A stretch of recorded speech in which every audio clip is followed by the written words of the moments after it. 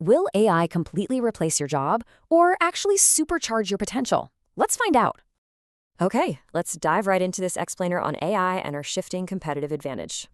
We're looking at a fascinating Stockholm School of Economics study that uses a really unique laboratory, chess. You see, chess evolution offers a perfect controlled microuniverse to study human capabilities before and after AI. It totally lets us contrast the old human-only strategy world with these highly competitive machine-augmented new worlds. First up is Centaur chess. Here, human players can literally consult a powerful AI engine mid-game. Then there's engine chess. Machines play autonomously, while humans just select, tune, and govern them behind the scenes. So this brings us to a huge mystery. What happens to human value when AI steps in? Now here's the absolute shocker. Traditional player capability entirely vanishes. There's literally zero correlation. The stats show a massive spike in draws and game length. AI just brutally levels the playing field.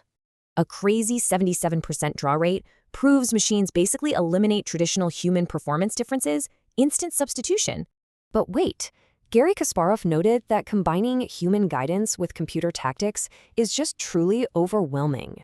And here's the brilliant plot twist. AI doesn't just replace us. It actually creates a complementation effect. It gives us totally new ways to add value, like selecting engines, tuning parameters, or building databases. These brand new augmentation skills rely entirely on human creativity and context, not just raw computational memory. In fact, players actually use community forums to develop some incredibly unique, highly ambiguous strategies together. It perfectly illustrates the shift. We're moving from extinct computational tactics to brand new creative governing skills. So, do the absolute best traditional experts naturally dominate this wild new AI-driven landscape? Surprisingly, no way.